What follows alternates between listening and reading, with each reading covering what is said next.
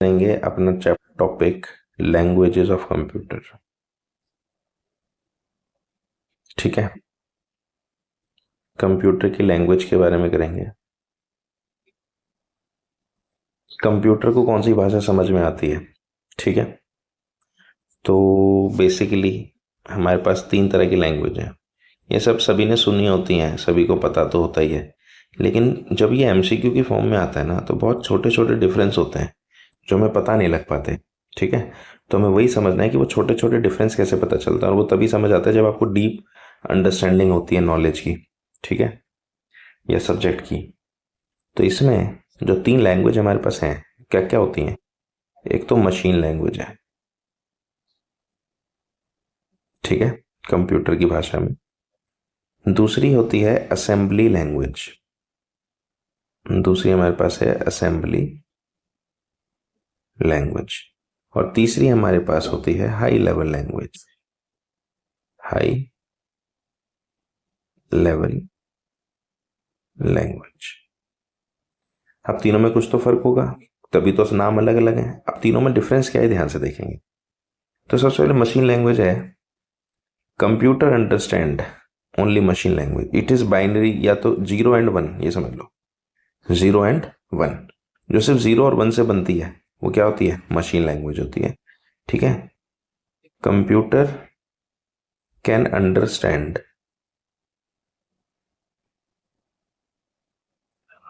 Only machine language. ये ध्यान रखने वाली बात है कि कंप्यूटर को सिर्फ एक ही भाषा समझ आती है, और वो कौन सी है? मशीन लैंग्वेज, या फिर 0 और 1 की भाषा। समझ में आ रही बात? ठीक है, अब असेंबली लैंग्वेज क्या है? It is also called low level, इसी का एक और नाम लो लेवल लैंग्वेज भी है। It is also called low level language. ठीक है, अब ये दोनों ही लैंग्वेज, ये हाई लेवल लैंग्वेज है, ये दोनों ही लैंग्वेज कंप्यूटर को समझ में नहीं आती। ठीक है, ध्यान से समझो, कंप्यूटर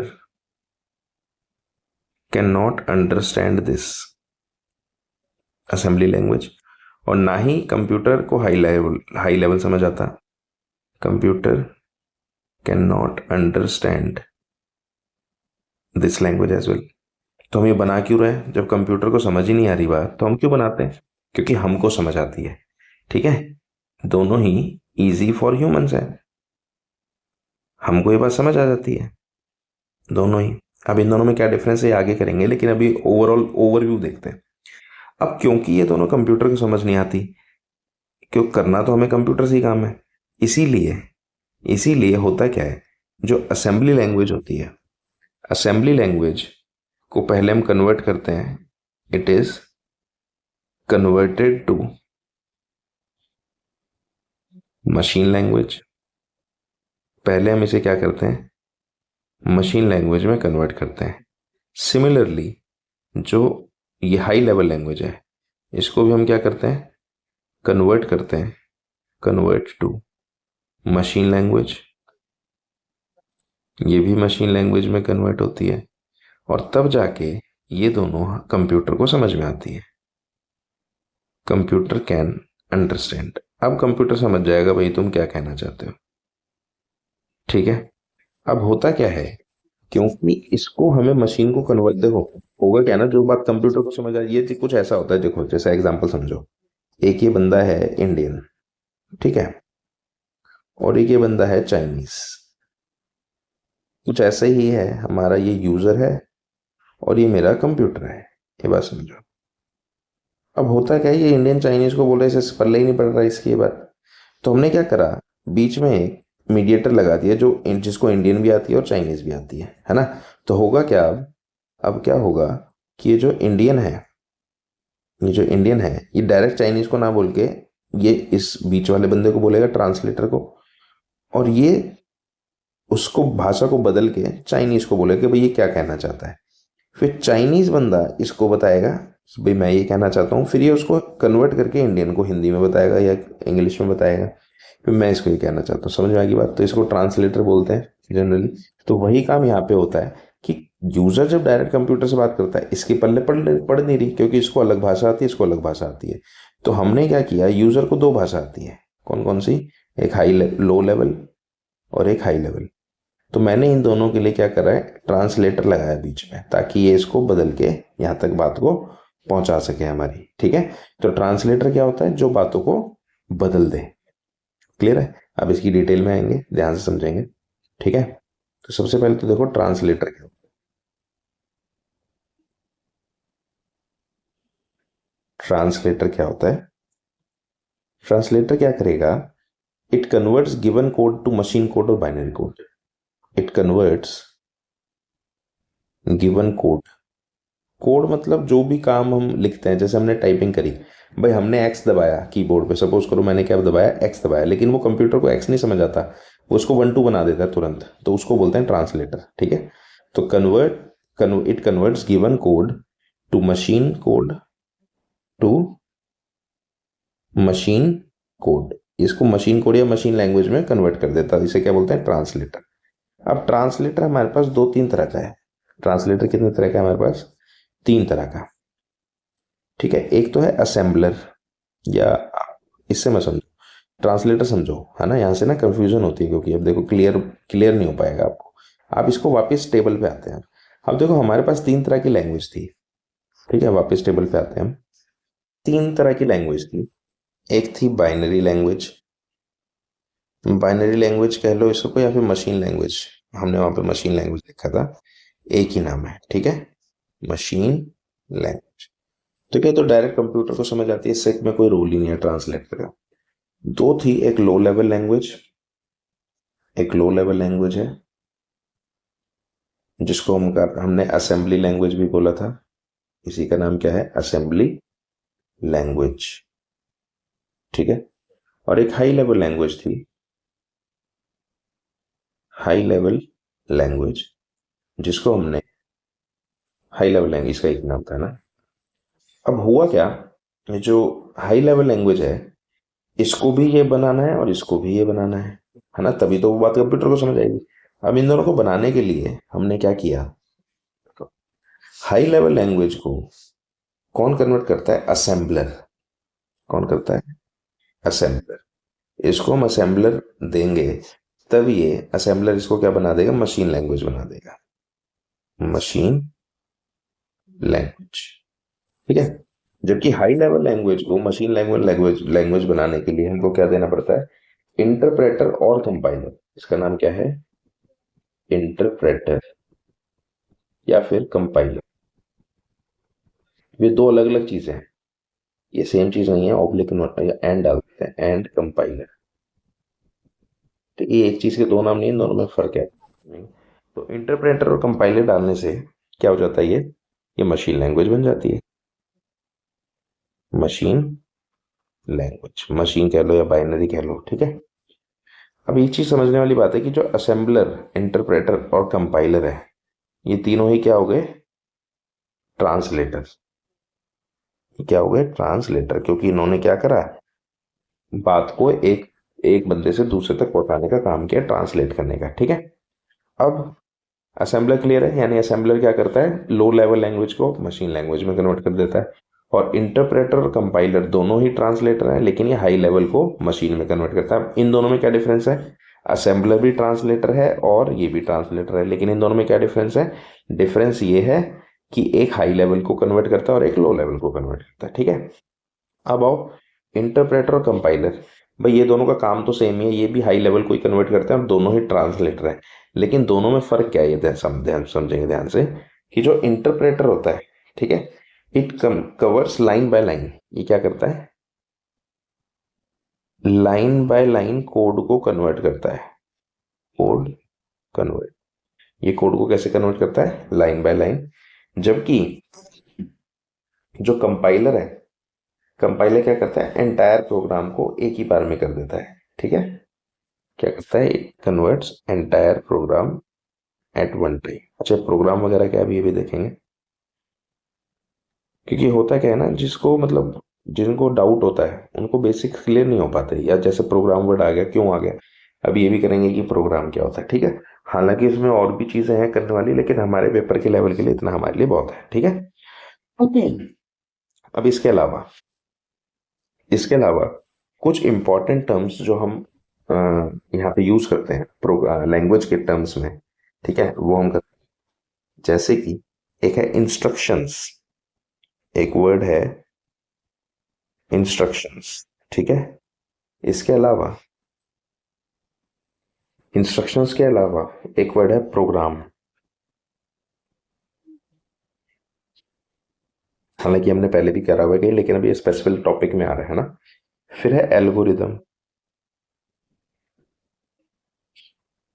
इसके अलावा एक होता है फ्लो चार्ट, ठीक है। ये कुछ इंपॉर्टेंट टर्म्स है। होता क्या है ना, जब ये पेपर में आते हैं ना तो हमें ये नहीं समझ आता कि भाई ये क्वेश्चन आया कहाँ से। तो हमको समझने वाली बात ये है कि हमको ना जब कोई टॉपिक करते हैं जैसे लैंग्वेज कर रहे हैं, तो हमने जब लैंग्वेज में एक साथ पढ़ेंगे ना तभी चीज़ों को समझ आया। अगर आप ये डायरेक्ट सोचो कि मैं एमसीक्यू करने लगूँ, सिर्फ एमसीक्यू कर लिया, जैसे 100 एमसीक्यू कहीं आ रहे हैं, भाई टॉपिक इंपॉर्टेंट इंपॉर्टेंट कर लो, उनसे बहुत हमें क्या होता है, लगता है कि हमें आ रहा है, लेकिन क्लियर तब तक नहीं होगा आपको कोई भी चीज़ जब तक आप टॉपिक वाइज उसको नहीं क्लियर करोगे। ये बात ध्यान रखना। आपको किसी एक टॉपिक को उठाना है, उसके बारे में पूरा पढ़ना है, तभी तो समझ आएगा। नहीं तो कहीं से भी कभी भी एक क्वेश्चन कहीं से कर लिया, एक क्वेश्चन कहीं से कर लिया, एक क्वेश्चन कहीं से कर लिया, तो आपको कभी भी वो चीज़ समझ नहीं आने वाली। ठीक है, तो ये ध्यान रखना है कि जब भी आप पढ़ाई कर रहे हैं तो आपको टॉपिक वाइज पढ़ना है। ठीक। और हमारा जो कोर्स है उसके अंदर सारी चीज़ें टॉपिक वाइज ही इंक्लूडेड है ना। ये तो जब आपका सिलेबस खत्म हो जाए उसके बाद प्रैक्टिस के लिए तो आप कर सकते हो कि कहीं से भी कुछ भी उठा लो, लेकिन जब आप लर्निंग स्टेज में होते हो ना, लर्निंग स्टेज में कभी भी आपको रैंडम क्वेश्चंस नहीं करने हैं। आपको लर्निंग स्टेज में टॉपिक वाइज ही करना है, ठीक है। और आपको जो रैंडम प्रैक्टिस या रैंडम क्वेश्चन जो है आपको कब करना है, जब आपका सिलेबस कंप्लीट हो जाए, सिलेबस कंप्लीट होने के बाद, ठीक है। तो यही चीज़ होती है। देखो जब बहुत ज़्यादा इन्फॉर्मेशन हो जाती है ना, मैं आपको एक बात बताता हूँ, एक्सेस इन्फॉर्मेशन का भी एक नुकसान है। जब एक्सेस इन्फॉर्मेशन हमको मिलने लगती है ना यूट्यूब पे इधर उधर, जैसे आजकल हर कोई इंस्टाग्राम पे, इंस्टाग्राम और यूट्यूब सबके हाथ में आ गया, तो क्या जिसका जो मन कर रहा है बोल रहा है, ये खाने से ये होता है, वो खाने से वो होता है। अरे भाई, आपको एक्सेस इन्फॉर्मेशन के टाइम पे रियल और फेक में डिफरेंस करना बहुत ज़्यादा ज़रूरी है। और ये तो आज की डेट में बहुत ज़्यादा इंपॉर्टेंट हो जाता है, क्योंकि बहुत टाइम कंज्यूमिंग है।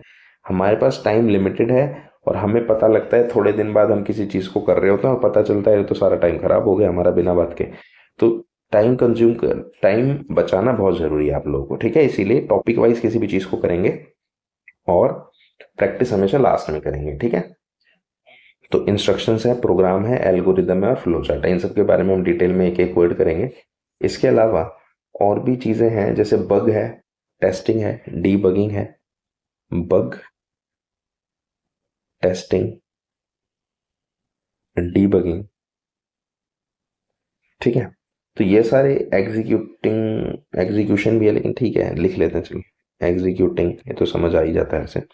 तो ये सारी टर्म्स हैं जो किससे रिलेटेड है, लैंग्वेज के टर्म्स में। हम लैंग्वेज के कंटेक्स्ट में इन सब का क्या क्या मतलब होता है हमें थोड़ा सा पता होना चाहिए, क्योंकि डायरेक्टली एमसीक्यू में आता है। लेकिन जब तक आप टॉपिक वाइज नहीं करोगे तब तक आपको क्लियर होने वाला है नहीं ये सब चीज़ें, ठीक है। तो जैसे इंस्ट्रक्शंस है, तो इंस्ट्रक्शंस क्या होता है, any single text, it is any single text to a computer, given to a computer.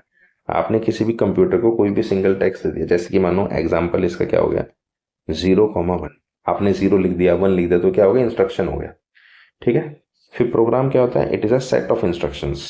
Programme क्या है, सेट ऑफ इंस्ट्रक्शंस। जब बहुत सारे इंस्ट्रक्शंस मिलके काम करते हैं एक साथ, तब वो क्या हो जाता है, प्रोग्राम, ठीक है। तब वो क्या हो जाता है, प्रोग्राम हो जाता है। Next is algorithm. एल्गोरिदम आपने बहुत सुना होगा। तो it step by step instructions of a program in a sequence. क्या होता है, स्टेप बाय स्टेप इंस्ट्रक्शन जब हम देते हैं प्रॉपर वे में, ठीक है, instruction of program in a sequence. इसमें याद रखने वाली बात है, प्रॉपर सीक्वेंस होना चाहिए इसका। अगर इसका सीक्वेंस खराब हो गया तो क्या होता है, ये काम करना बंद कर देता है एल्गोरिदम।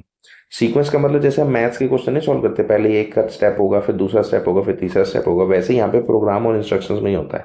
पहले एक चीज काम करेगी, फिर दूसरा करेगी, फिर तीसरी करेगी। अगर ये कहीं पे भी लिंक टूट गया तो पूरा सिस्टम फेल हो जाता है एल्गोरिदम का, ठीक है। तो आपको ये सारे वर्ड्स पता होने चाहिए। तो ये सब क्या होता है, जब हम कंप्यूटर को के लिए लैंग्वेज बनाते हैं ठीक है, इंस्ट्रक्शंस देते हैं, लैंग्वेज बनाते हैं, सॉफ्टवेयर बनाते हैं, जो सॉफ्टवेयर अलग अलग लैंग्वेजेस में बनते हैं, तो उस टाइम पे इन सब चीज़ों का यूज होता है। ठीक है, इसके अलावा नेक्स्ट इज फ्लो चार्ट। तो फ्लो चार्ट क्या होता है? पिक्चर, अब फ्लो चार्ट आपको पता ही होगा, फोटो की फॉर्म में बना होता है। It is a pictorial representation. सबसे पहले तो क्या होता है? पिक्टोरिकल रिप्रेजेंटेशन, यानी आपने क्या किया, पिक्चर की फॉर्म में इसको बना दिया है। ठीक है, pictorial representation of algorithm, of algorithm. जब हम पिक्चर की फॉर्म में इसे बना देते हैं तभी क्या हो जाता है, हमारा फ्लो चार्ट हो जाता है। ठीक है, ये शायद मेरे को ऐसा लग रहा है मिक्सअप हो रहा है, इसको ना नंबर डाल देते हैं, 1 मिनट रुको। ठीक है, इसको नंबर वाइज कर देते हैं, 1 2 3 4, ताकि आपको समझने में दिक्कत हो। ठीक है, क्लियर है?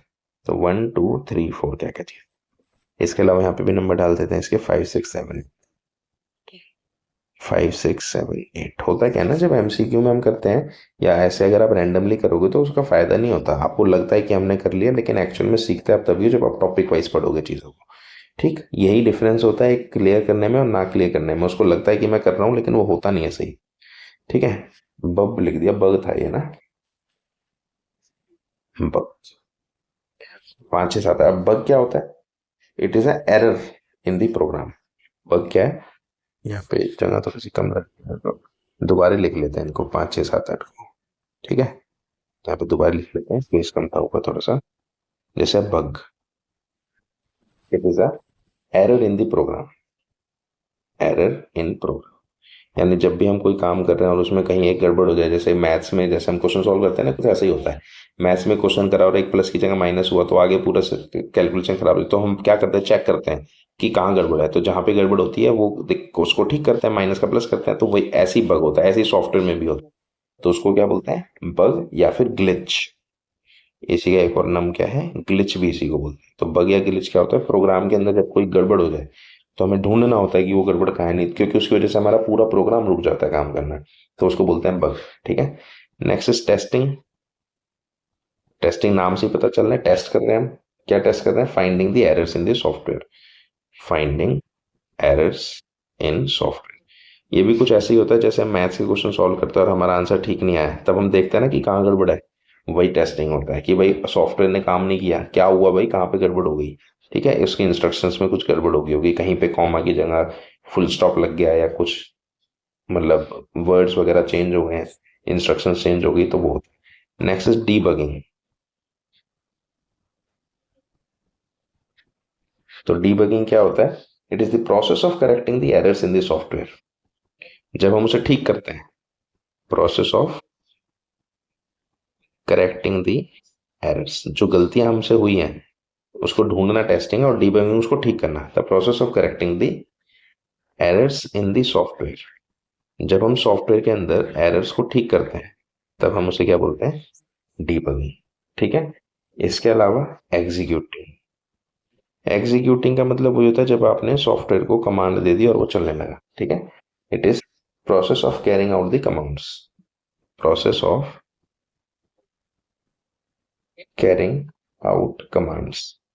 जब आपने एक सॉफ्टवेयर बना लिया और अब उसको यूज करना शुरू कर दिया तो उसको बोलते हैं एग्जीक्यूटिंग। ठीक है, तो ये हमारी बेसिक से टर्म्स है लैंग्वेज से रिलेटेड। तो ये हमारा बहुत बेसिक है, ये करेंगे हम, इसके अलावा आगे कंटिन्यू करते हैं। ठीक है।